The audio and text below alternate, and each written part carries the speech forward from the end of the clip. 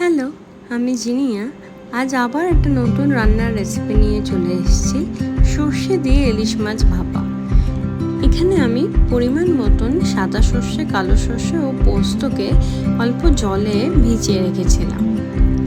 তারপর সেগুলো জল ঝরিয়ে মিক্সিং জারে দিয়ে তার মধ্যে কুড়িয়ে রাখা নারকেল আমি অ্যাড করছি। এখানে আমি ঝালের জন্য কাঁচা লঙ্কা অ্যাড করেছি। তারপর আমি এর মধ্যে পরিমাণ মতন হলুদ গুঁড়ো ও নুন অ্যাড করব।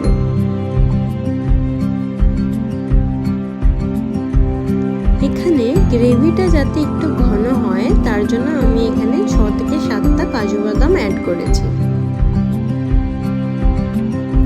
তারপর মিক্সিতে এই পেস্টটা আমি ভালোভাবে করে নেব।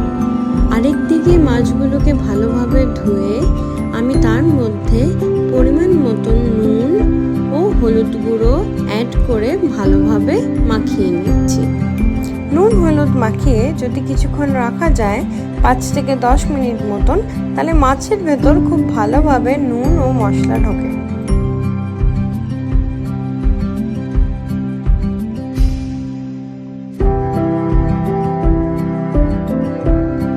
ওদিকে আমি কড়াইয়ের মধ্যে পরিমাণ মতন সরষের তেল অ্যাড করে নিলাম।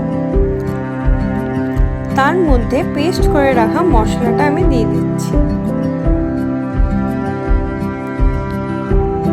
পুরো মশলাটা অ্যাড করা হয়ে গেলে তার মধ্যে আমি পরিমাণ মতন টক দই অ্যাড করলাম, আর হলুদ গুঁড়ো আর স্বাদ মতো লবণ অ্যাড করলাম।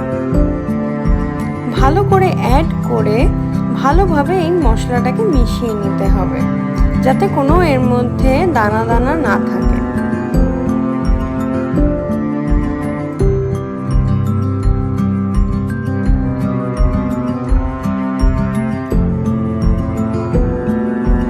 তারপর ভালোভাবে মেশানো হয়ে গেলে আমি নুন হলুদ মাখিয়ে রাখা মাছগুলোকে এখানে অ্যাড করে নিলাম।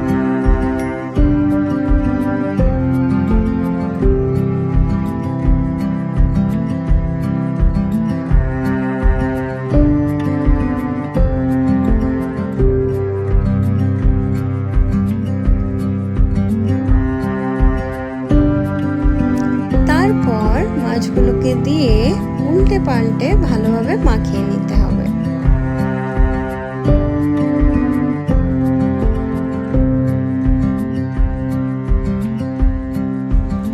আমি এখানে 1 কাপ মতো জল অ্যাড করেছি।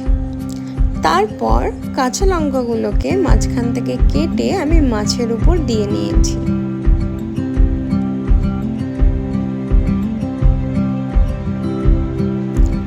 এখানে আমি ঝালের জন্য কাঁচা লঙ্কাই ইউজ করেছি।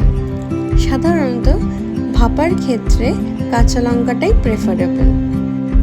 ওভেনে বসানোর আগে আমি এখানে পরিমাণ মতন উপর থেকে সরষের তেল ছড়িয়ে নিয়েছি। তারপর লো ফ্লেমে আমি এটাকে 10 থেকে 15 মিনিট ভাপিয়ে নেব। আমি এখানে একটু নুন অ্যাড করলাম, যেহেতু ওখানে একটু জল অ্যাড করেছি তার জন্য।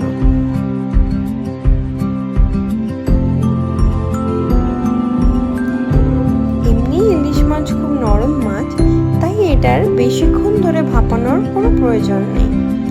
ইলিশ মাছ আমাদের বাঙালির খুব প্রিয়, আর এই মাছটা করতেই কোনো সময়ই লাগে না। খুব অল্প সময়তেই একদম সুস্বাদু খাবার রেডি হয়ে যায়। ব্যাস এরম ভাপিয়ে নিয়ে উপর থেকে তেল ভেসে এলেই রেডি আমাদের গরম গরম ভাতের সাথে সার্ভ করার জন্য সর্ষে ইলিশ ভাপা। Thanks for watching.